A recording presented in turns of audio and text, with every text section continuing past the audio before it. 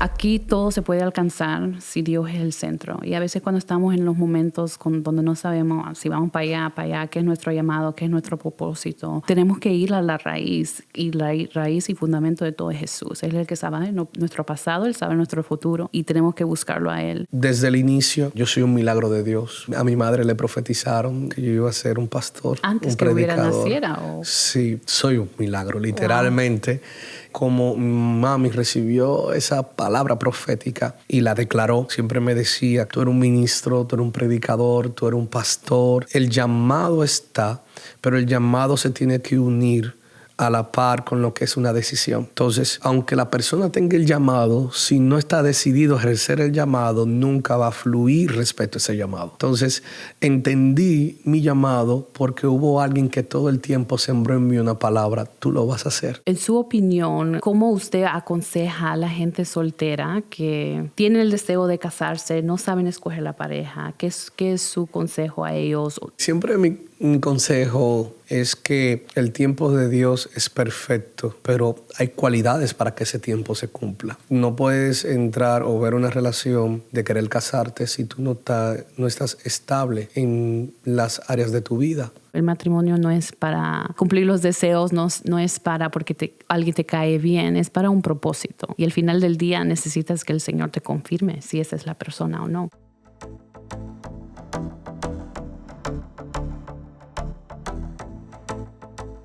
Bendiciones, amados. Aquí estoy con el pastor Emanuel Sena. Nos está bendiciendo hoy con su presencia. Voy a entrevistarle, vamos a tener una conversación, hablar de algunos tópicos y solo quiero darle la bienvenida a mi canal donde estamos hablando de perspectivas cristianas, estamos hablando de tópicos cristianos y estamos educando al pueblo latinoamericano. Entonces, ese es el propósito de este canal. Entonces, gracias por estar aquí con nosotros. Antes de todo, quiero darle gracias a Abraham por su ayuda en todo y siempre a apoyarme. Él es un gran siervo de Dios. So, shout out to you. Thank you. So, antes de nada, gracias, pastor. Amén, Emanuel, por estar con nosotros. Gracias a ti por el placer y a ustedes por abrirnos las puertas de su casa acá en Cristo No Está Muerto para poder trabajar de la mano en tu canal y de verdad nos sentimos complacidos de estar con ustedes. No, gracias por estar aquí. Hemos querido tenerlo acá, es la primera vez. Mañana va a estar ministrando con nosotros en Cristo No Está Muerto, Él Está Vivo a las 8 de la mañana, abril 23. Lo hemos visto de lejos en los videos en Maranatha, en Facebook, entonces es un placer tenerlos, de verdad. Gracias. Yo no lo conozco muy bien. Hemos platicado una vez, ¿verdad? En persona. Fue la semana pasada para el cumpleaños del pastor Ramón Laínez, que vamos a hablar de él también. Pero no conozco de cómo llegó a Cristo, no conozco de su testimonio, de dónde se crió, cómo era su infancia. Entonces quiero saber un poco de usted, o la gente también quiere saber un poco de usted. Excelente. Y de su vida. No, ¿qué te puedo decir? Para poder acortar la historia, porque es bastante larga. Yo nací en República Dominicana, en Santo Domingo. Soy hijo de padres creyentes, son cristianos. Nací en el Evangelio y como todo hijo de creyentes siempre nos fundamentan en la palabra. Siempre he creído que dice la palabra de Dios, instruye al niño en su camino y aunque fuere viejo nunca se apartará de él. Y tuve esa formación desde mi niñez, pero realmente tomamos, como todo hijo de cristianos, muchas veces en la adolescencia nos ponemos un poquito rebeldes, pero gracias a Dios pudimos siempre estar bajo la tutela de la formación de mis padres. Ya a la edad de los 15 años decido tomar el Evangelio con toda seriedad y a partir de ese tiempo estamos dedicados a lo que es la obra del Señor. A partir de los 15 años nos bautizamos casi cumpliendo los 16 años y fuimos formados, es decir, mis mentores primeros fueron ellos, mis padres. El pastor Emanuel Sena es un pastor en una iglesia en República Dominicana, Ajá, ¿verdad? claramente está así en Santo Domingo. Entonces, yo sé que su padre espiritual es pastor o apóstol Ramón Laínez. Amén. Quiero saber un poco de cómo se encontraron, cómo usted empezó a ser hija iglesia. Y antes de todo, para un poco de contexto, su apóstol Ramón Laínez es un hijo espiritual de Cristo No Está Muerto, Él Está Vivo. vivo. Él estuvo en nuestro ministerio, yo creo que por más de 10 años. Amén, amén. Y luego empezó su obra a Maranata y ha abrido varias iglesias en la área de Virginia. Es un hombre de Dios, un siervo de Dios. Es así. Y bendigo su vida. Entonces, siempre tuve la curiosidad, o sea, cómo empezó todo eso. Nosotros, yo me formé, nací en el concilio de la Gran Comisión. Ahí fue que tuve mi formación ministerial. Y eso es una iglesia. Eso es una iglesia, que es un tipo concilio, porque son varias iglesias en nuestro país. Pero me formé ministerialmente en lo que fueron el concilio de las Asambleas de Dios. Pastoreé. ¿Desde qué edad? Desde los 19 años.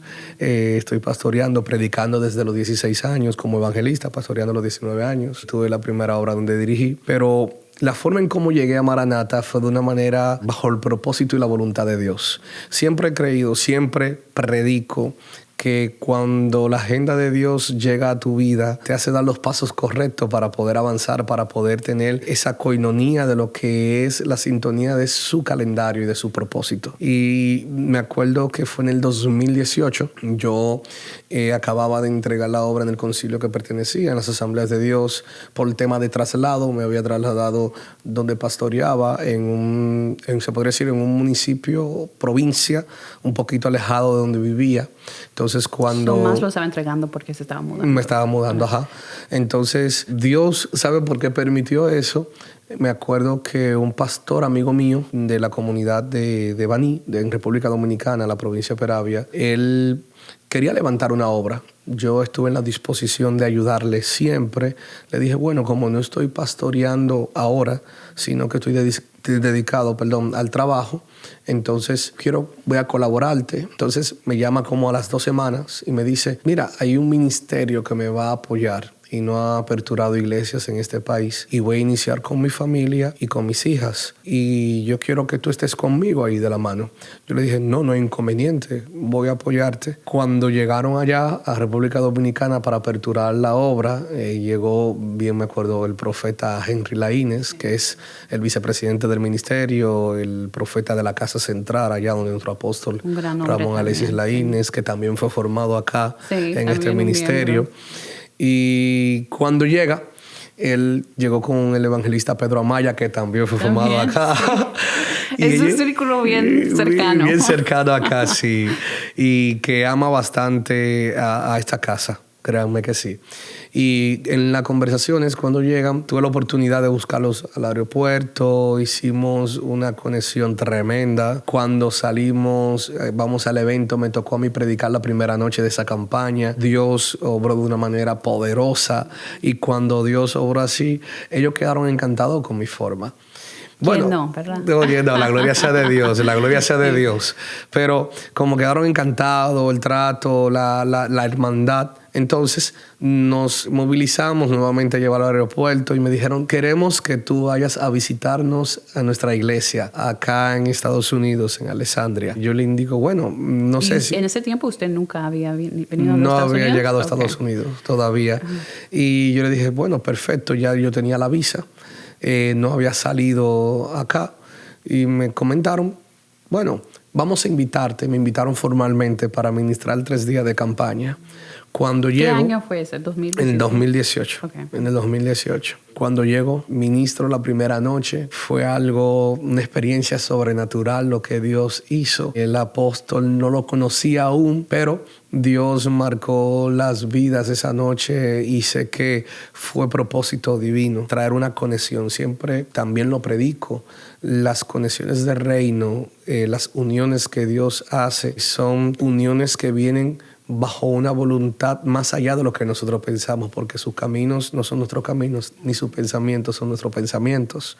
Entonces, fue tan fuerte lo que pasó esa noche que teníamos que movilizarnos a buscar, trasladarnos a Maryland para buscar una persona. Volvimos y cuando llegamos el sábado, ministro, predico el domingo, ya yo digo, bueno, ya yo me voy para República Dominicana. Ese domingo el apóstol, después que termino de ministrar, me toma de las manos, me manda a buscar los líderes y él mismo ora por mí y me dice, como tú vas a estar en esta visión, te unjo como pastor, vete a abrir una obra en República Dominicana. Yo hasta me sorprendí. Ni le preguntó. No, ni me preguntó. Dijo, tú eres de la visión, trabajas con el pastor.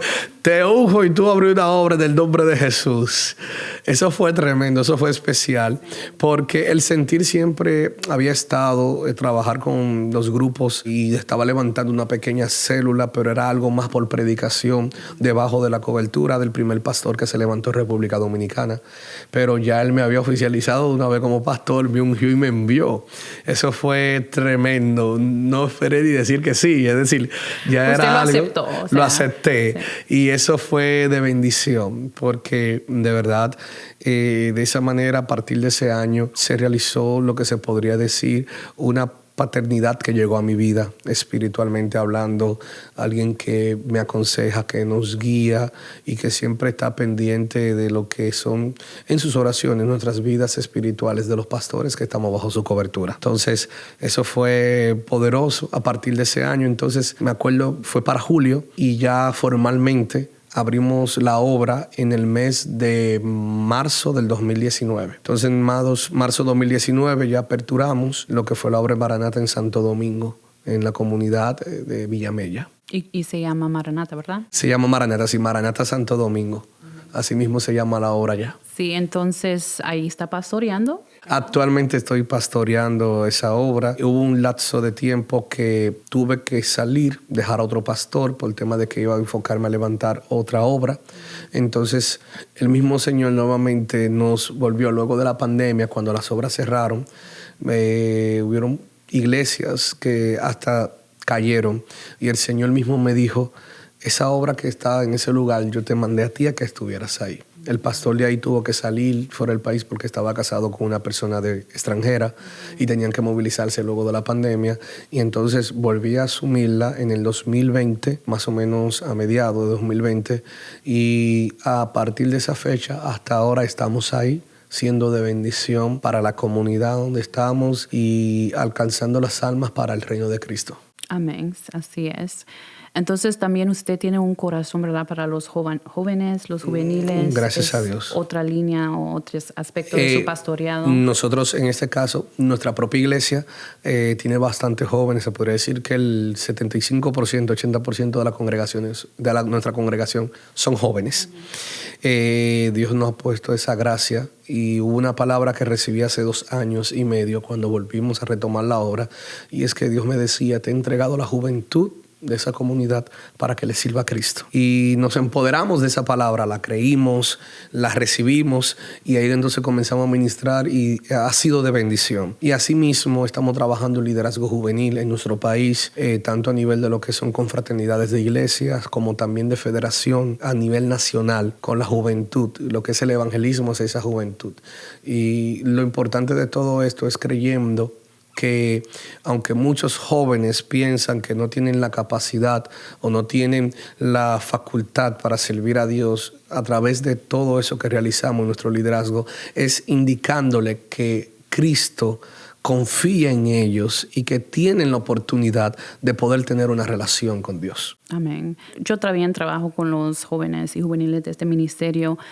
Y le digo lo mismo, o sea, aquí todo se puede alcanzar si Dios es el centro. Y a veces cuando estamos en los momentos donde no sabemos si vamos para allá, qué es nuestro llamado, qué es nuestro propósito, tenemos que ir a la raíz. Y la raíz y fundamento de todo es Jesús. Él es el que sabe nuestro pasado, Él sabe nuestro futuro. En eso, en términos de los jóvenes, o sea, ¿qué está viendo usted en su país? Porque yo sé que en los Estados Unidos estamos viendo un avivamiento en algunas áreas y también estamos viendo cosas bien feas, o sea, drogas en las escuelas, estamos viendo violencia, estamos viendo sexo en los social media, en las escuelas, en los trabajos, o sea, los tiempos de hoy no son como antes. Entonces, en términos de lo que está pasando en República Dominicana, ¿qué está pasando con la religión o con el cristianismo? ¿Qué está viendo eso nosotros estamos viendo, especialmente vamos a hacerlo enfocado en los jóvenes. Uh-huh.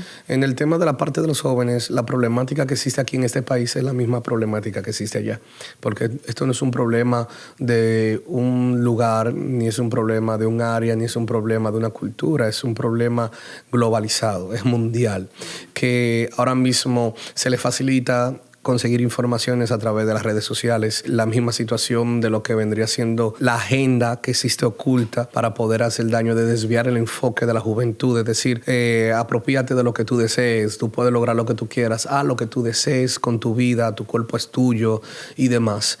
Y puedo decirte que de todo corazón, nosotros estamos enfrentando cada una de esas problemáticas de una manera, como tú indicabas, tratando de focalizar de que el centro sea Cristo. Cuando nosotros agarramos a un joven que tiene problemas dentro de su hogar, donde papá, donde mamá, donde sus familiares quizás abusaron de ellos, quizás lo omiten o hasta en un momento determinado lo menosprecian y lo ponen a un lado o no lo escuchan ni saben qué es lo que está pasando en su vida, nosotros estamos poniendo a la iglesia no simplemente como un lugar para tú buscar una restauración espiritual, sino también una iglesia que se vea como un lugar, como una casa para su vida. La juventud va a comenzar a ver al pastor de la casa, va a comenzar a ver a su líder no simplemente como el pastor que te dirige el servicio o como el líder que te dice cuál directriz seguir, sino lo van a ver como un padre, como un hermano, como un amigo,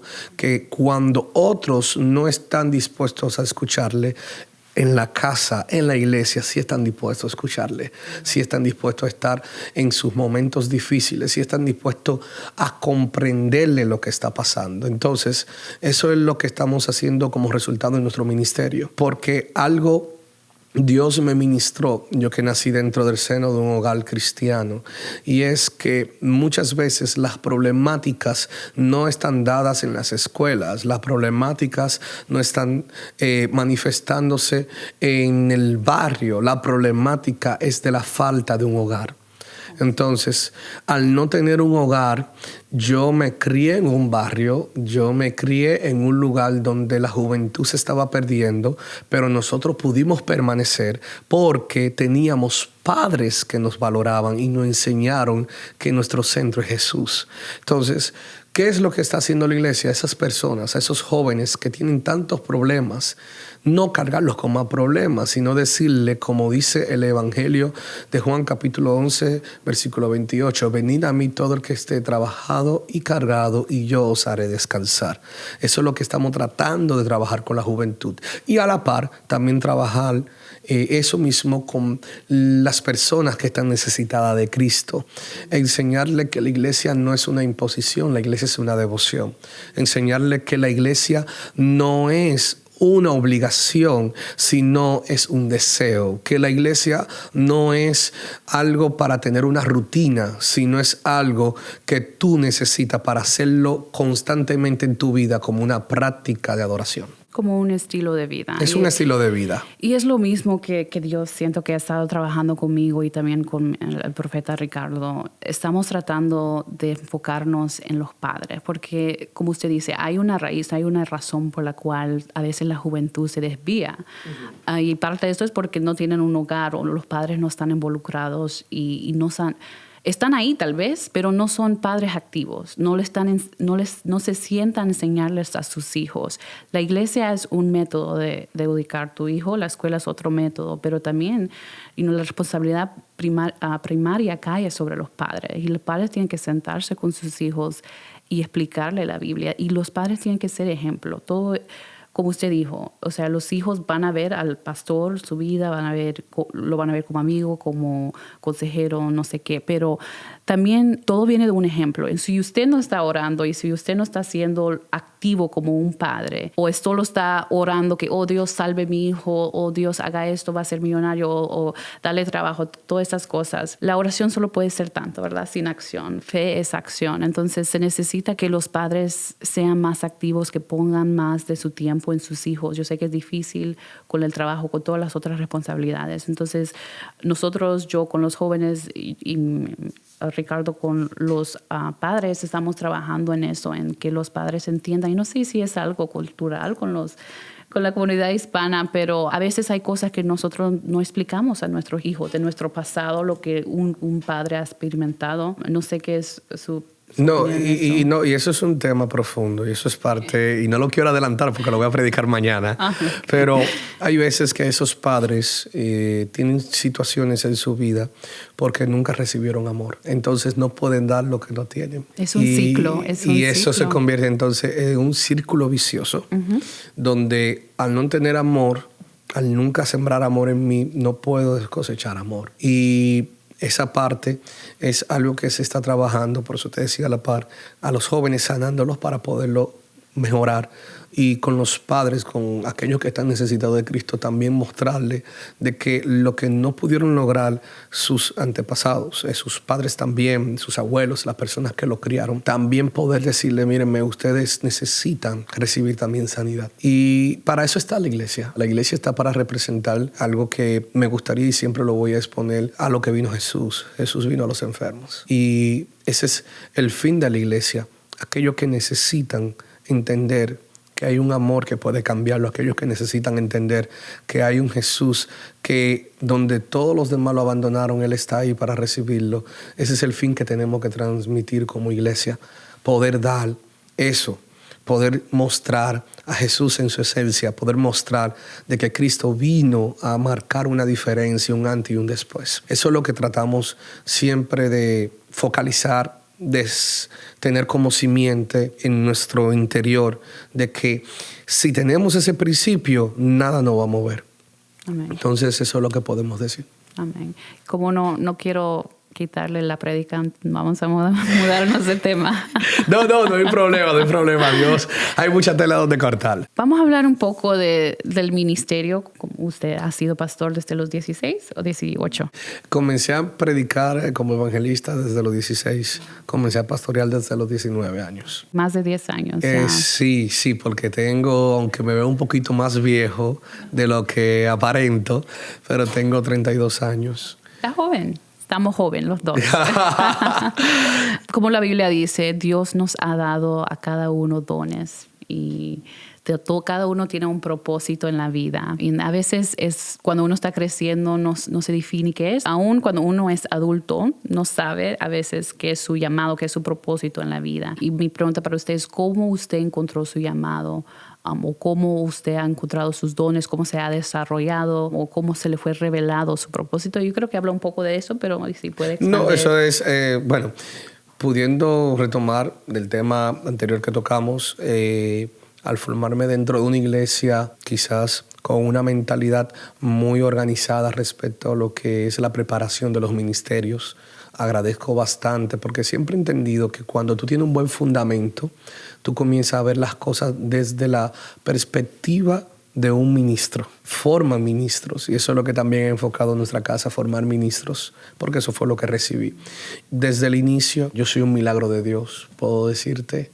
A mi madre le profetizaron, luego contaré esa historia y la detallaré, pero le profetizaron que yo iba a ser un pastor, antes un que predicador. hubiera naciera. ¿O? Sí, soy un milagro, literalmente. Wow. Y daré luego detalle de eso. Pero esa parte, como mami recibió esa palabra profética y la declaró, asimismo siempre me decía cada vez que me oraba, cada vez que se acercaba a mí, tú eres un ministro, tú eres un predicador, tú eres un pastor, más que tú te vieras. Siempre declaraba una palabra sobre mi vida y créanme que el llamado está, pero el llamado se tiene que unir a la par con lo que es una decisión. Entonces, si aunque la persona tenga el llamado, si no está decidido a ejercer el llamado, nunca va a fluir respecto a ese llamado. Entonces, entendí mi llamado porque hubo alguien que todo el tiempo sembró en mí una palabra. Tú lo vas a hacer. Tú eres un predicador. Tú eres un pastor. Tú eres alguien llamado a estar ministrando en el altar. A partir de los 16 años, luego de bautizarme, que comencé a trabajar con el liderazgo juvenil de la congregación donde yo estaba, me acuerdo que la primera función que tuve fue ser el tesorero de los jóvenes. Esa es una forma ya que los ministerios tienen sus distintos cargos. Y era el tesorero, siempre tenía que manejaba buscar... el dinero. Sí, manejaba el dinero de los jóvenes. Me decían, cuidado si eres como Judas, que maneja el dinero y ahorita traiciona a uno. Y le digo, no, pase, estamos acá. Pero tuve el privilegio a los 16 años pertenecer a ese liderazgo de una iglesia donde había más de 400 jóvenes. Es decir, Dios siempre nos movía a poder, como le digo, sobresalir. Eso era algo, pastorear era algo que era su anhelo. En ese momento no era mi anhelo, porque estaba en la universidad, estaba en otras ocupaciones. Ahora, hubo un momento donde comencé a ministrar, comencé a predicar. Me acuerdo yo a la edad de los 17 años. Y cuando prediqué por primera vez, hubo una persona que me dijo a mí, tú no das para predicar. Oh, wow. Tú no tienes capacidad para predicar. Porque esa primera predicación que tuve, me puse nervioso. Porque claro, creía... es la primera vez. No, es normal pero yo creía, esto es algo como un pequeño testimonio. Yo era alguien que en la universidad sobresalía, siempre le doy la gloria a Dios. Nos capacitó para ser siempre el mejor estudiante en la universidad. Pero creía que la predicación era igual como la universidad, que yo tenía que exponer y llevar un tema y simplemente desarrollaba. Y aunque tuviera una búsqueda espiritual, no entendía que la predicación es más allá de lo que tú puedas llevar como ser humano, sino ser una vasija para que sea Dios quien hable. Amén. Y en ese momento me puse nervioso, no es lo mismo. He estado en muchos auditorios y cada vez que me toca predicar siempre me pongo nervioso porque entiendo que la gloria no es mía, la gloria es de Dios. Y en ese momento mucho más. ¿Qué pasó? Me dice esa persona bajando del altar, mi líder. ¿Su líder? Mi líder, la presidenta de los jóvenes. Me dice, en ese momento se llama presidenta de jóvenes, ahora son pastores de jóvenes y demás, cambió la temática. Me dice, tú no das para predicar, dedícate a otra cosa. Y usted le respondió. Y eso me afectó bastante. Pero un día, así mismo dije, no, yo no voy a predicar más. Yo no voy a seguir en esto. Así mismo agarró Dios y me ministró a través de alguien. Yo iba en un transporte público allá en Dominicana. Y cuando yo iba en el transporte público, hubo alguien que comenzó a hablar de la palabra. Y uno de los pasajeros le quiso contradecir.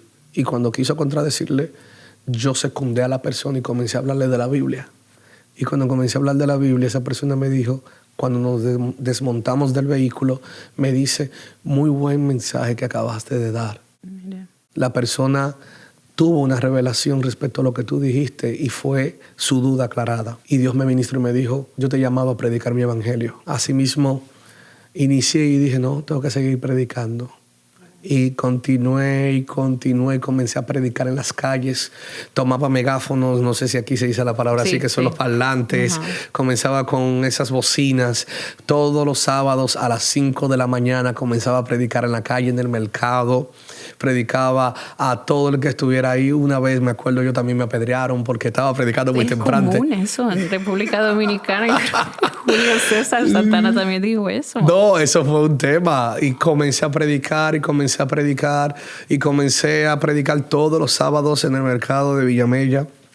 Predicaba, me entré a la iglesia, vivía en la iglesia, en silicio, en vigilia, y me dediqué, estudiaba y vivía dentro de la iglesia. Estudiaba y vivía dentro de la iglesia porque dije, no, yo quiero crecer en Dios. Y predicaba siempre la palabra. A la edad de los 18 años me ungen como evangelista de la congregación, el evangelista más joven en ese momento.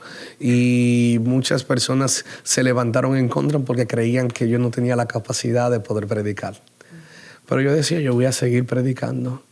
Y un momento Dios me ministró a mi vida donde me hace el llamado y me dice, yo te marqué como un pastor que va a levantar a esta generación. Y así fue donde mi anterior pastor en ese momento me dice, te voy a mandar como pastor a una comunidad donde nadie quiere ir, pero te voy a enviar a ti. A los 19 años de edad y fue que comencé mi llamado pastoral. Así entonces vinieron mis inicios, ahí pude identificar para lo que fui llamado, porque siempre cuando hablamos, y te decía minutos atrás, el llamado tiene que venir con una decisión. Y cuando tú tienes la decisión, entonces tú comienzas a ver el reflejo de que Dios te está respaldando. Amén. Todo llamado que llega organizado y llega por la decisión que tomaste, siempre va a haber un respaldo de parte de Dios. El llamado que no tiene respaldo, entonces no es llamado. Amén, sí. Yo creo que también el llamado tiene que ver mucho, tiene que llegar a fruto o a rema cuando a tiempo. So, había una palabra profética sobre su vida antes que usted había nacido. Tomó casi 16, 17, 18 años para Amén. que se fuera real. O sea, y había procesos donde usted tuvo que... No, y que todos esos procesos te llevan a ti a entender que si nos podemos percatar en la misma palabra, nadie se llama solo. Alguien tiene que ver el potencial en ti, tiene que prepararte y tiene que enviarte. Y asimismo le agradezco a ese pastor que creyó en mí, me formó y me envió. Eso siempre tiene que ir de la mano, pero tú tienes que tener la decisión de creer en ti siempre, y lo menciono ahora mismo. Donde otros no creen en ti, tú tienes que creer en ti. Amén. Y tienes que creer en lo que Dios te dijo. Y donde tienes que visualizarte es de que es para trabajar para la obra de Dios. Eso es lo importante. Sí, no todo el mundo te va a apoyar, te va a aplaudir. Hablando de eso, como pastor, ¿cómo usted lidia con las críticas? Eso es normal. Manejando una iglesia siempre hay dificultad traer todos bajo una visión. Hay siempre... Es una realidad. Y usted sabe las cosas, lo que le estoy preguntando, usted lo sabe. O sea, ¿cómo maneja todo eso? He aprendido a través del tiempo en este proceso del ministerio, del llamado, de que si no existen críticas, entonces no puede haber crecimiento. Es necesario las críticas porque si tú tienes una sola persona que es fiel a ti, y ese que es fiel a ti es el que siempre permanece, y tú nada más tienes al que es fiel, entonces no estás creciendo, porque nada más está el fiel. Ahora, cuando comienzan a llegar las personas, van a llegar de todo tipo. Y todo ese tipo de personas que va a llegar a ti, va a llegar el que es trigo y va a llegar el que es cizaña. Pero dice la misma palabra de Dios, deja que el trigo y la cizaña crezcan. Y en un momento la cizaña va a ser quitada. Pero no lo puedes cortar porque entonces el trigo también se puede ir con la cizaña. Que he aprendido que todo lo que nosotros vemos como crítica es necesaria. Es más, si no te están criticando, revísate ministerialmente hablando. Porque no estás entonces, haciendo algo bien. Sí. No, es que necesitas tener personas que tengan un punto de vista distinto a ti para tú poder también retroalimentarte, revisarte, poder tener una percepción mayor, más amplia, porque si todo es paz y si todo es tranquilidad y si todo es apoyando, entonces puede llegar en un momento que te acomodes. Sí. Ahora, el que tiene un llamado de parte de Dios, el que tiene un llamado real de lo que Dios ha puesto en sus manos, tienen que entender que la crítica es parte de este paquete. La crítica, eso es normal, y he sufrido crítica de todo tipo, pero lo bueno es cuando al final Dios dice, fuera de la crítica, tú permaneciste. Óigame, que tú puedes demostrarle que donde esas personas que quizás dentro de la misma congregación no creen en o dudan o difieren de tu opinión, y al final Dios respaldó lo que tú dijiste, son los primeros que van a decir, óyeme, yo no creía, pero mira, Dios lo está respaldando. Amén. Entonces, ahí tenemos que mantenernos, y la expresión más clave es que el mismo Jesús tenía de todo tipo de personas dentro de su círculo. Los 12 discípulos, si analizamos a cada uno de ellos, tenían una visión distinta. Unos querían posición, otros querían dinero, otros simplemente estaban porque se sentían respaldados por alguien que le hizo un milagro. Habían diferentes puntos de vista. Habían dentro de su círculo, había otro círculo dentro de los 12. Pero lo importante de todo esto es que Jesús sabía cómo era el corazón de cada uno, y aún así los amaba. Entonces, aquí es que viene la diferencia. Jesús necesitó de cada uno de ellos en sus distintas profesiones, en su manejo, en sus distintas percepciones. Los necesitó porque eso empujó a lo que llegó, al cumplimiento de su llamado. Es necesario que cada persona tenga esa crítica para poder crecer como ministerio. Siempre se necesita como un adversary, no sé cómo se dice. Un adversario, es necesario. Un oponente. Y a veces hay personas que traen otra opinión y puedes considerar, no lo vi de esa perspectiva, es una buena idea. Pero sí, a veces se necesita alguien a la contraria para que te lleve a tu próximo destino, te lleve al próximo nivel. Y es un paso. Para mí las críticas han sido un proceso bien difícil, pero fue algo que Dios formó en cada prueba que he pasado. Y ahora ha sido más fácil. No, y te puedo decir algo, Abigail. Como diría una persona, el aguijón mío es la crítica. Yo sufro de eso, créeme, de corazón sufro de eso. Y ya lo he hecho hasta costumbre. Cuando veo que no me critican, estoy hasta como medio preocupado. Qué raro. Y es como digo, hay personas que te pueden amar y siempre te van a criticar, sea constructivo o sea destructivo. Pero lo más importante de todo esto es que la crítica no te puede detener. La crítica no puede opacar lo que Dios quiere hacer. La crítica no puede destruir lo que se está edificando para el reino. La crítica lo que va a hacer es un instrumento para poder entonces provocar en ti, sacarte de la comodidad y entonces decir, mírame, necesito hacer esto para seguir mejorando. Eso es lo que provoca la crítica. Sí, y es necesario. Usted habló mucho de su padre espiritual. Para usted, ¿qué es la importancia de tener esa cobertura espiritual? Porque yo sé que hay mucha gente allá que tienen ministerios, tienen llamados y quieren ser la obra de Dios, pero no tienen ese padre paternal, esa madre maternal, no tienen ese cubrimiento. Eso es esencial. Para mí personalmente eso es esencial para un ministerio. ¿Cómo ha sido esta función? Eso realmente yo hasta lo critico. Eso sí lo critico y no lo veo con los mejores ojos a aquellas personas que quieren trabajar solos. Cuando usted trabaja solo, usted entonces se está creyendo omnipotente, se está creyendo todopoderoso y llega un momento hasta cierto egocentrismo.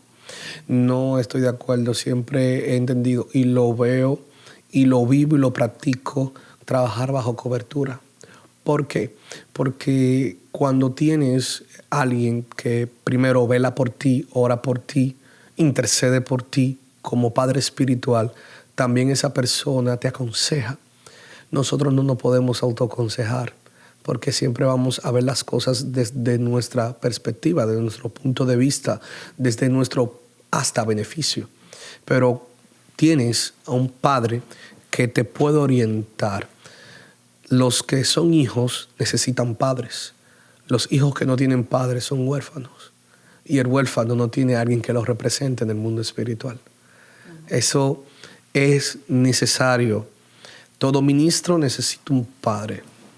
Aquí puedo dar el ejemplo, nuestro apóstol siempre ha visto y siempre ha sido así, que su padre espiritual, el pastor, el profeta Palacio. A nosotros nuestro apóstol es nuestro padre espiritual y asimismo nosotros tenemos hijos espirituales.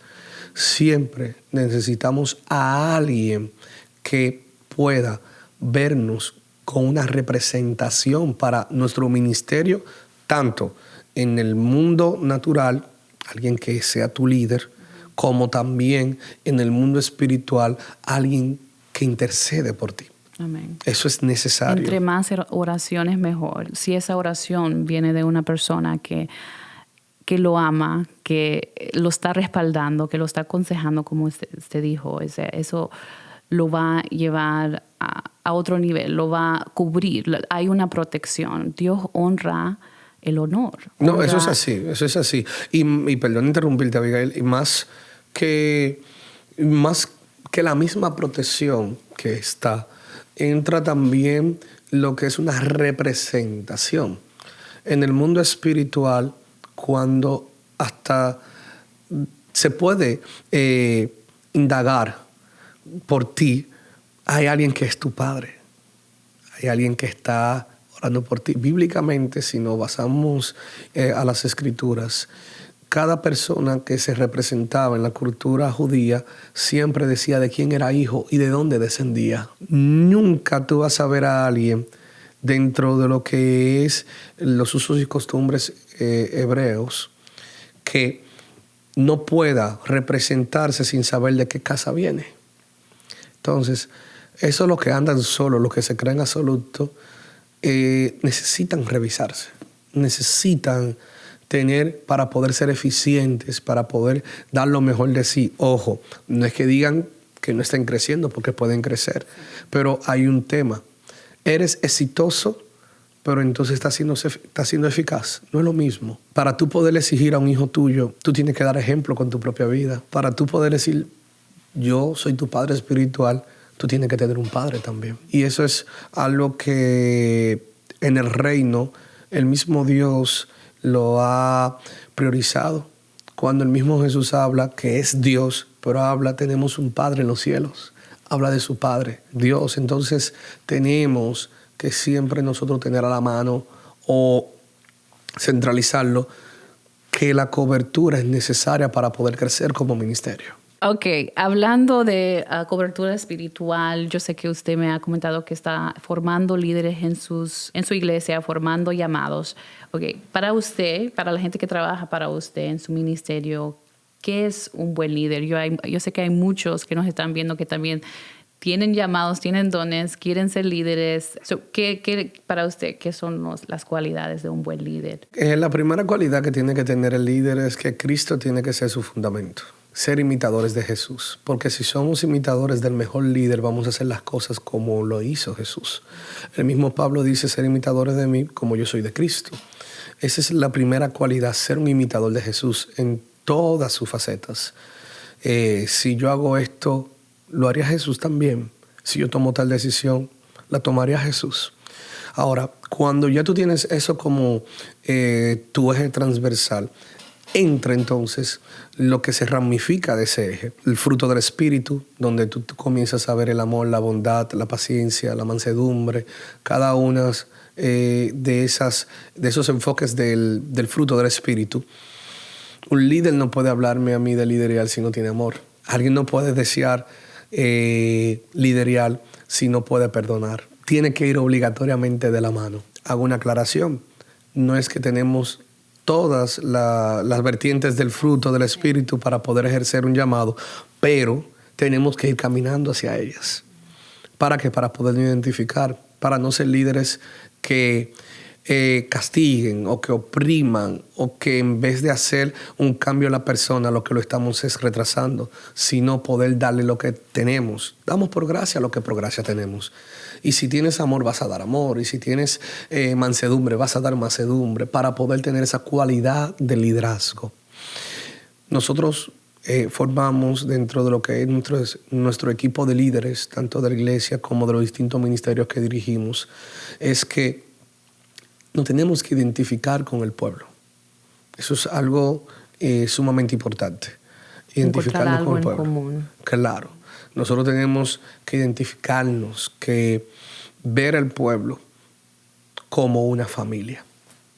Y somos una familia. Sí, somos el cuerpo de Cristo. Somos una familia. Sí. Y yo le digo, este es, como repito, su casa. Y como es su casa, queremos velar por usted. El líder tiene que procurar ver a los que liderea como su familia. El mismo Jesús le dijo, ya ustedes no son mis discípulos, ahora ustedes serán mis amigos. Al nivel que llegó Jesús con sus discípulos. Entonces, tiene que verse como alguien que le duela, tiene que dolerle la feligresía. Y esa es la visión que tiene que tener todo líder, todo pastor, toda persona que ministra en el altar. Que lo que usted está haciendo, lo está haciendo para ser de bendición para el que está ahí. Amén. No es para que a ustedes les sirvan, sino para usted servir a ellos. Entonces, como familia tengo que ser un servidor.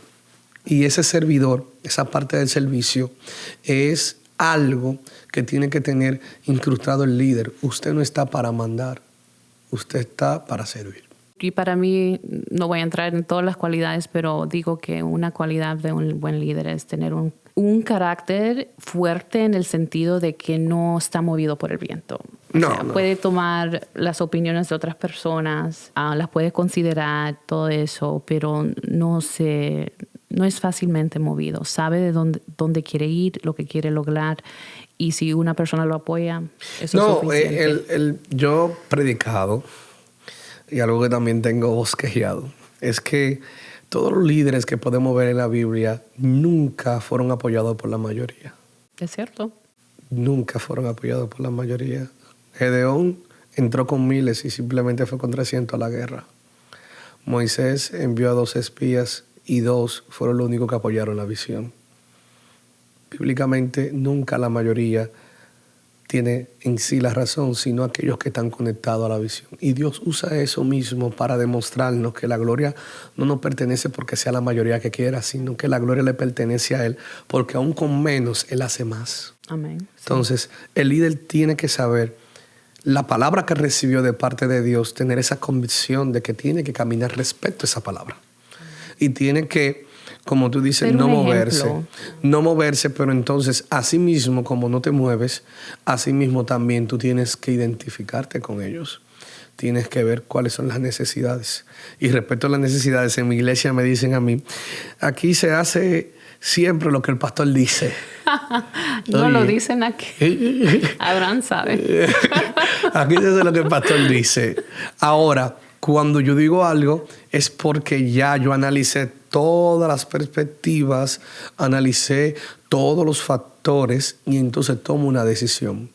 Porque no hay 5 cabezas, no hay 10 cabezas, no todos pueden ser cabezas.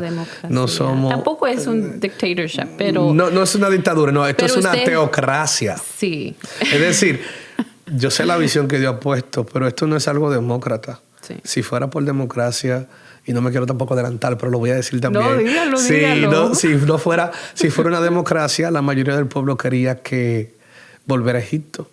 La mayoría del pueblo quiso construir un becerro de oro y adorarlo. Entonces, si fuera por democracia y se quiere hacer lo que quiere la mayoría, si la mayoría quiere tener su corazón hacia el mal, entonces la iglesia irá al mal. No. Yo creo siempre que esto es una teocracia. Aquí se hace lo que Dios quiera que se haga. Y el que está conectado a esa visión, es usualmente el pastor, el líder de la casa. Por eso honramos esa opinión y perspectiva.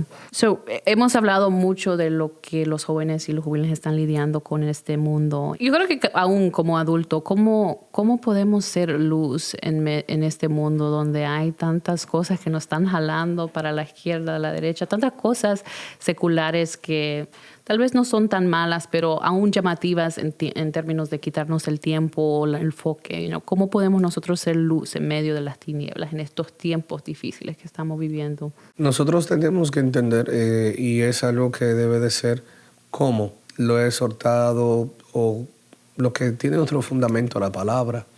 Nosotros somos la sal de la tierra. Nosotros somos la luz en medio de las tinieblas. Pero para poder ser sal, para poder ser luz, tenemos que ser diferentes. Nunca vas a proceder a poder luchar haciendo lo mismo que hacen los demás. Nunca vas a poder ser sal siendo tierra, como la dice del mundo. Entonces, ¿cómo podemos lograr eso? ¿Cómo se puede obtener? Primero, luchando contra nosotros mismos, contra nuestros deseos, contra lo que queremos. Las ocupaciones van a llegar, eso es normal. Los compromisos siempre van a existir, pero cuando tú dices, está el compromiso, pero está lo de Dios, la gente común toma el compromiso porque eso es lo común. Sí. Pero como tú no eres común, como tú eres alguien que eres un ser conectado a la visión, entonces vas a tomar primero lo de Dios. Ahora, ¿qué podemos aconsejar respecto a eso? Hay una expresión que dice: siempre un predicador que sigo, para poder ver cosas diferentes tenemos que hacer cosas diferentes. Y para poder entrar en esa sintonía, en este mundo que nos lleva una vida acelerada, una vida con bastantes ocupaciones, especialmente en esta nación que hay que pagar los biles, hay que movilizarse. Aquí es rápido. Sí. Está pasando lo mismo en nuestros países latinos. Porque al crecer como país o como nación, también entonces esa movilidad se está involucrando, el capitalismo, la movilidad, el involucramiento respecto a los compromisos laborales. Para tú poderte sustentar necesitas más de un empleo, el empleo entra en función. Ahora, ¿qué es lo que tienes que hacer? Óigame, dedicarle tiempo a Dios. sacar de donde no hay.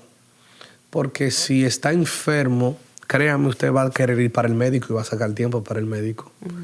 Si tiene un proceso que no te permite avanzar, entonces vas a tener que hacer algo para poder avanzar. Entonces, no esperar llegar ahí. Poder hacerlo desde ahora. Hacer las cosas distintas a los demás. Que aquel está quizás en un momento sacando tiempo para descansar de una manera. No, entonces tú sacas un tiempo para orar y para buscar de Dios. Porque siempre va a tener más fuerza a lo que tú más alimentes. Y en ese caso, y si estás alimentando tu espíritu, vas a hacer cosas del espíritu. Amén, es así. Yo estoy de acuerdo. Yo creo que primero empieza con la mentalidad. O sea, ¿vas a servir a Dios o vas a querer buscarlo o quieres involucrarte en otras cosas? Es una decisión que uno tiene que hacer. Entonces, hay gente con un pie en un lado y un pie en el otro lado. Primero, haz la decisión. Número 2, digo yo, cambia tu ambiente, con quién te estás relacionando. Es así. Y si quieres dedicarte más a Dios, y esa es tu decisión, ¿quién es las personas que te están rodeando? ¿Quién te está susurrando en el oído? ¿Con quién estás chateando? ¿Quién son las amistades que tienes? ¿A qué iglesia estás yendo? ¿Quién es tu pastor? ¿Tenés un pastor? ¿Tenés un padre espiritual? Yo creo que todas esas cosas nos ayudan a entender un poco más, poder ser luz en este mundo. Si no cambiamos nuestro ambiente, vamos a caer en los mismos hábitos que hemos vivido antes. Y no vamos a ser distintos a lo que tienen ese hábito. Entonces, para poder ser luz, tenemos que ser diferentes. Amén. Sí, ir contra la corriente. Es así. Vamos a hablar un poco de relaciones. En su opinión, ¿cómo usted aconseja a la gente soltera que tienen el deseo de casarse, no saben escoger la pareja? ¿Qué es su consejo a ellos? Quieren esperar en Dios, pero usted sabe, a veces la soledad entra. ¿Qué le dice a ellos? Siempre mi consejo, reiterativamente, y he podido vivirlo, y le doy gracias a Dios que muchos de los jóvenes le han prestado atención a lo que le he dicho, es que el tiempo de Dios es perfecto, pero hay cualidades para que ese tiempo se cumpla. No puedes entrar o ver una relación de querer casarte si tú no estás estable en las áreas de tu vida. Una estabilidad emocional, una estabilidad sentimental, una estabilidad de preparación y una estabilidad económica. Entonces, ¿qué trabajo con los jóvenes? Con parejas que están bajo mi cobertura, parejas que son hijos míos espirituales, pero que están hasta en otro país y siempre me vienen pidiendo consejería. Es que, lo primero, tú tienes que ver tu matrimonio o tu futuro matrimonio como un negocio. Tienen que llegar a un acuerdo porque son socios en una empresa que están levantando ambos. Ahora, como son socios en esa empresa, tienen que velar porque la empresa, primero, sea fructífera, segundo, esté preparada y tercero, que es algo sumamente importante, haya un gerente general de esa empresa. Y el gerente general tiene que ser Jesús. Todo tiene que ser a través de la palabra, tiene que fundamentarse en Cristo. Entonces, esa empresa que están levantando, tienen que poner ambos como accionistas, como socios, cada uno de su parte. Me gusta esa perspectiva. Lo dije algo similar en un episodio que grabé con mi hermana la semana o 2 semanas atrás, que una familia debería funcionar como un negocio. ¿Y qué estoy tratando de decir con eso? O sea, cada semana, cada mes, tener goals, no sé, metas, tener metas en objetivos espirituales. Eso mismo le voy a mencionar. Tener metas y ser como un auditor, los hijos a los padres a los hijos. Y buscar maneras de, ¿cómo estamos haciendo como familia? ¿Cómo estoy siendo como esposa? ¿Cómo estoy siendo como un padre? Eso mismo. Evaluaciones. Así debería funcionar una familia y deberían tener reuniones cada semana, cada mes. Así deberíamos estructurar nuestras familias para tener un sistema exitoso. No, y eso mismo que acabas de mencionar, pudiendo abundar un poco más, es que si las empresas logran esa estabilidad, pensando a sí mismo como que cada cual estamos contribuyendo. Es tan tal que a los empleados ahora en las empresas no se le llaman empleados, se le llaman contribuidores individual a cada recurso que está dentro de la empresa. Es lo mismo. Entonces, le digo, esto es un enfoque. Usted está levantando su empresa desde cero. tienen que trabajar para que esa empresa pueda seguir continuando a través del tiempo y pueda producir y obtener ganancias. Entonces, los jóvenes, para poder llegar a una empresa, ser sostenible, necesita que tener una estabilidad de ingresos, una estabilidad en lo emocional, una estabilidad en lo sentimental, tener una preparación de que si sientes de que hay una dificultad, mencionarlo, esa comunicación, de que esa dificultad que aparece, entonces vamos a solucionarla, no nos quedemos en la dificultad. Entonces, hemos visto mejoras en respecto a lo que son las relaciones que están bajo nuestra guianza. Y se ha podido entender de que los jóvenes desean tener una pareja. Y hay algunos jóvenes que dicen, mire, yo siento que yo estoy emocionalmente bien, financieramente bien, sé que no soy perfecta, pero siento que estoy lista en las otras cualidades y no tengo a nadie, no sé. Entonces, ahí entra lo más importante y es, no tengo a nadie, perfecto, ahora vamos a guiarnos de lo que quiere hacer Dios contigo, porque creemos, bueno, yo tengo todas estas áreas, vamos a poner, en español diría, todas estas áreas están saciadas, todas estas áreas cumplo, paso el checklist. Ahora, cuando Dios ve que tú tienes quizás un rango de requisitos respecto a una pareja de tal magnitud que sobrepasa a lo mismo que Dios quiere entregarte en tu vida, o tú estás enfocado en algo y Dios quiere otra cosa. He podido ver que Dios nunca va a poner a alguien en tu vida que vaya a ser de maldición, sino de bendición y de paz para ti. Ahora, para poder ser de bendición y de paz, tiene uno mismo que evaluarse y ver qué es lo que me conviene, qué es lo que Dios quiere para mi conveniencia. No es nada más la conveniencia de mi gusto, de lo que yo veo, porque eso está y eso debe de la persona llamarte la atención. Pero también tienes que ver cuál es tu conveniencia en lo espiritual, cuál es tu conveniencia en lo emocional. Aunque yo esté completo, yo tengo que entonces tener una conveniencia en eso mismo. Alguien que me permita continuar completo. No es que me reste. Al contrario, que los dos juntos sumemos. No es que yo me agrego a ti y yo tengo que sumarte a ti para entonces poder tener lo mismo o menos. Tener la copa llena y poder venir juntos y completar algo más grande porque los dos estamos completos. Completo. Esa es la palabra correcta. Sí. Y yo creo que a veces el problema con la gente que está soltera piensan que o tienen una perspectiva diferente del matrimonio. El matrimonio no es para, no sé, para cumplir los deseos, no es para porque alguien te cae bien, es para un propósito. Y al final del día necesitas que el Señor te confirme si esa es la persona o no. Y es poderoso lo que tú estás diciendo, y lo voy a poner en otro enfoque. Es el propósito. Entonces, pero no es simplemente el propósito que tú creas, sino el propósito que Dios crea. Porque hay personas que pueden buscar a alguien con el propósito de que quiere mejorar su economía y se casan con esa persona por eso. Sí. Hay otras personas que quieren mejorar su estatus social. Hay otras personas que quieren llenar su soledad. Y no es eso, no es tu propósito, es el propósito de Dios. Que cuando yo me una con la persona que oye, ¿qué va a provocar en mí con Dios? Voy a crecer en Dios. Conviene que esté para lo que Dios quiere para mi vida. Y cuando tú encuentres esa persona, que también corrijo, no es buscar el más espiritual, es aquel quien te lleve a Dios.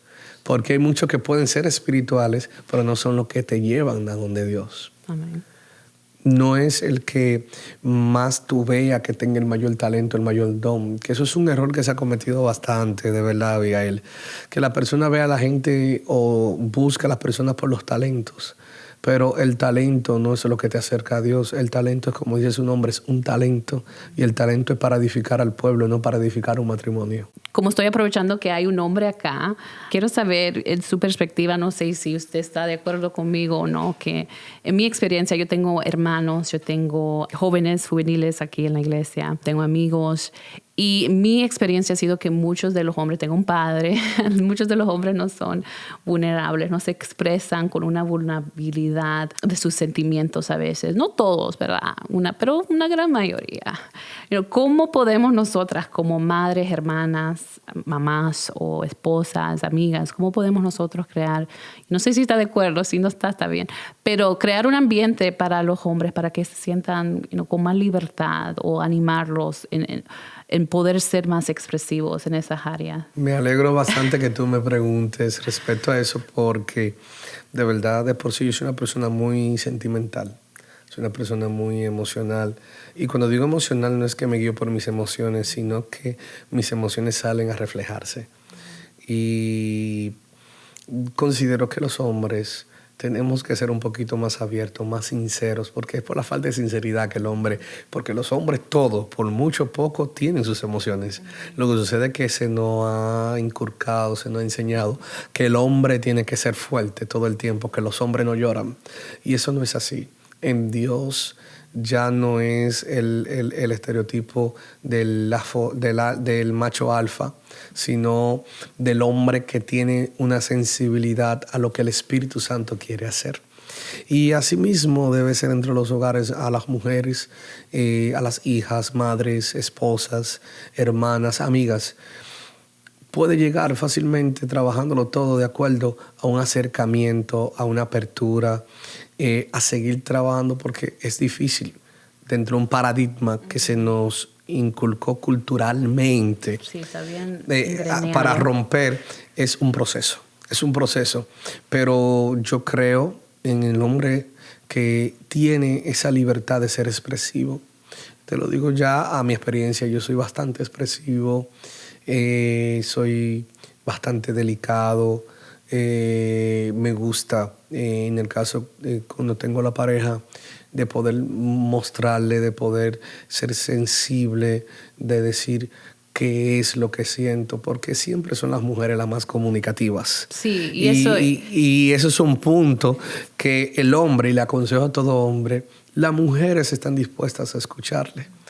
Tienen que expresarse. Y hay cosas que muchas veces las mujeres deciden o toman una actitud o se ponen en una posición. Es porque el hombre no lo expresa. Entonces, esto es cuestión de una comunicación efectiva. Y el hombre puede mejorar esa área. ¿Para qué? Para poder tener un mayor rendimiento, para poder tener una mejor conclusión, tanto en la relación como de pareja, en la relación padre-hija, en la relación hermano con hermana, en la relación de nuero hasta con suegras, sí. Porque hasta esa parte entra, porque eso es una familia. Sí. Y se puede decir, expresar qué siente, qué está. Porque, ¿qué necesita? No, porque que ustedes no son adivinas. Sí. Si no hay una comunicación, no puede haber entonces una mejoría y vamos a seguir cayendo en el mismo error. Sí, y yo creo que las mujeres, no todas tienen la mejor método de comunicación, pero en mayoría sí pueden comunicar, necesito esto, necesito lo otro, esto no está pasando, pero a veces le cuesta un poco a los hombres, pero yo creo que sí, es un paradigma que hay que romper y se necesitan las mujeres que ayuden, que colaboren. No, que sean insistentes. Que hay que crear un ambiente para los niños, para los juveniles, para que ellos se sientan cómodos para poder expresarse. Y eso viene en la crianza, es decir, por más fuerte que vea, quizás los niños vieron que papi y mami no se comunicaban, pero las madres tienen que tratar desde ahora, formar y forjar en sus hijos, en los niños, decirle, mírame, comunícate, vamos a hacerlo así, habla con tu mami, exprésate, quiero saber. Y eso le va a estar enseñando a ellos cómo debe hacer las cosas. Ya hemos llegado a 1 hora, vamos a terminar este segmento. Yo sé que no sé cuándo lo voy a ver la próxima vez. ¿No tiene planes de regresar a los Estados Unidos? Sí, yo regreso para el mes de noviembre. Ok. Estaré acá. ¿En la área? En el área, sí. Okay. Tal vez hagamos algo en aquel entonces. Vamos a ver qué podemos hablar. Hay muchas cosas de qué hablar. Yo sé que esto fue corto, pero no sé si quería decir algo, hablar un poco de su perspectiva de hombre, consejo de joven, no sé. No, es sencillo. En primer lugar, darte las gracias, indicándote que esto que estás haciendo sé que va a ser de bendición para muchas vidas. No todo el mundo está tratando de levantarse no para obtener fama, sino para ser de bendición y poder marcar la vida de alguien. Sé que es ese sentir que tienes y te auguro éxitos. Deseo de todo corazón de que lo que Dios ha puesto en tu sentir, independientemente de todas las cosas que tú puedas ver como contrariedad, continúa adelante en el nombre de Jesús. Gracias. Para eso Dios te ha llamado. Y lo que Dios tiene establecido para este tiempo, y lo puedo decir como joven, como hombre, como persona que trabaja para el reino, es que la venida de Cristo está cerca. Bien cerca. No nos podemos olvidar de que Cristo viene por su pueblo y que nosotros tenemos que cada día alejarnos más del mundo para acercarnos más a Dios. Eso es lo que puedo concluir, recomendar. Y por esa misma razón tenemos que seguir haciendo las cosas que agradan a Dios. Esto agrada a Dios. Sí, y el punto de esto, como usted dijo, no es de fama. Si 5 personas la ven, perfecto. Pero es más para hablar de cosas, preguntas que están en la mente de la gente y para recordarles que Jesucristo no está molesto con usted. Usted se equivocó, lo perdonó, pidió perdón, arrepiéntase, pero Él está aquí para restaurarlo, para levantarlo y regrese al Señor porque los tiempos están cortos. Así es. Y Dios tiene planes de bien para usted y no de mal. Él siempre tiene planes de bien, Él no vino a condenarlo. Entonces ese es el propósito del canal, de traer una palabra de restauración a la gente, una palabra profética, una palabra de gente que han experimentado cosas en sus vidas y pueden usar su testimonio para ayudar a otros. Entonces, muchas gracias por estar aquí con nosotros. Gracias. Ha sido un placer. A ti de corazón y a cada uno de ustedes y a todos los involucrados en este proyecto. Me siento más que honrado. Sí, entonces lo vamos a tener en noviembre. No me han Nombre prometido, Jesús. pero en nombre de Jesús. Pasa muy ocupado, entonces ha estado predicando por 2 semanas, ¿verdad? Casi. Sí, tengo 2 semanas sí, ahora y me faltan 2 semanas restantes, pero estamos acá. Sí, entonces muchas gracias otra vez. Hasta la próxima y gracias. Suscríbanse, den un comentario y díganos de qué más quieren escuchar o qué más quieren que nosotros hablemos. Sí. En nombre de Jesús. Muchas bendiciones. Gracias.